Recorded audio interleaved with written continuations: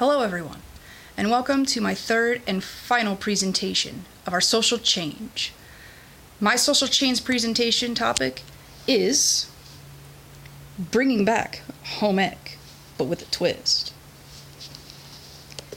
Now you might be thinking, okay, home economics, that crazy class that isn't very common anymore in high school, brought about by the 1950s that, did your basic cooking, cleaning, the classic housewives dealio. Nowadays, though, from what we see, there's a lot more to it than simply what these ladies here in this picture are doing. Nowadays, we see a lot more that's like listed here. There's cooking, there's cleaning, there's finances, but there's also, more so, there's community outreach. Transportation has become huge nowadays, especially with cars. They're much more common. Much more people have cars. And there's also simply joining the workforce. The problem we're seeing today with a lot of the younger generations is just being unprepared for joining the older generations. The reason for that is just times have changed. There's more to it than just what we simply learn in the 1950s version of home economics. The simple housewives. And that is why I feel we need to revamp the home economics course and turn it into what I'm calling adult economics. Now that might seem silly calling it adult economics, but the basic idea is simply that people are transitioning when they get out of high school. And whether they go to college or straight to a job, either way, they are becoming an adult. And they need to learn the basics in order to help them traverse the crazy life. So the first course is cooking and nutrition. Now I know we learned some basic nutrition in health class, but I feel that this should be relearned again. Nutrition is highly important. Our health is incredibly crucial. Basic nutrition guidelines, such as My Plate, a government website, can help our students learn what they should eat. Simple basics. But we should also teach them how to do some cooking basics too. Granted, nowadays, it is so easy to simply make one phone call or text message and boom, within 10 minutes to 30 minutes, you have food right at your doorstep. And all you have to do is pay for it. It's hot and ready. But the thing is, that's not healthy. So the point of this portion of the course is to help students to learn what they need to help supply their bodies with the basic nutrition and how they can make it themselves. And this helps with saving money. Now another part of the class is cleaning. Now when you think cleaning, all right, get a wet rag, wipe it down, it's good to go, right? Wrong. Nowadays, you have all sorts of different types of floors, for example. Is it a carpet? Is it a solid wood floor? Is it laminate? Is it tile? Either way, each type of floor has a different way in which you must clean it. You cannot use bleach on carpet. You cannot use soapy water on a laminate floor. This is key to understanding that different types of solutions are for different types of floors, or countertops, or appliances, etc., etc. There are so many cleaning solutions out there that this particular portion of the course would really help a student to learn exactly what they need for which portion of cleaning. And dishes and laundry are tossed in there too, pun intended. Now I understand you might see that and be like, okay, I know how to do that. That's simple. But I've met many people who never knew how to do this simply because their parents did it for them or what have yous. Either way, yes, it's very basic stuff, but that's why you would only get a little bit of a touch up on it. But at least it's covered, and students would understand how to do it. Next is finances. Now back in the day, granted, there was a lot of, balancing your checkbook. Nowadays, though, not a lot of people have checkbooks. So what's the big deal about finances? Well, there's still budgeting.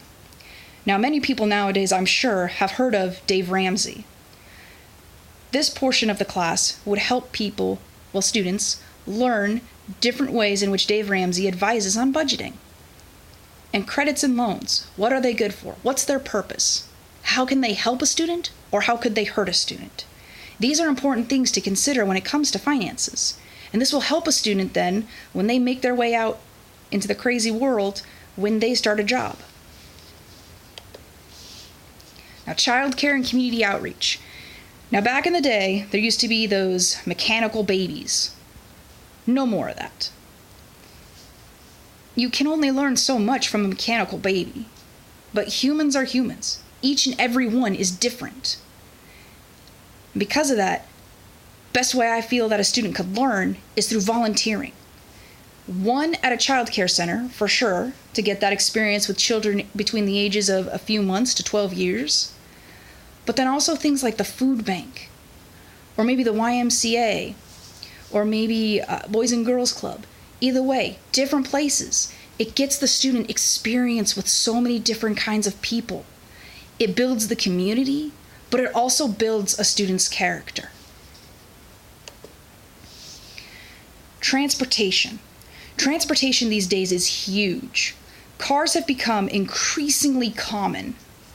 So much so that it is important for students to learn basic car care, such as changing a tire. I, for one, never knew how to change a tire up until I was 25 years old. Luckily, I never had to do one, so that was good for me. But at the same time, I drive a car every day. What if it broke down? Just a few years ago, I wouldn't have been able to do it. But now, I can change a tire no problem and I'll be on my way.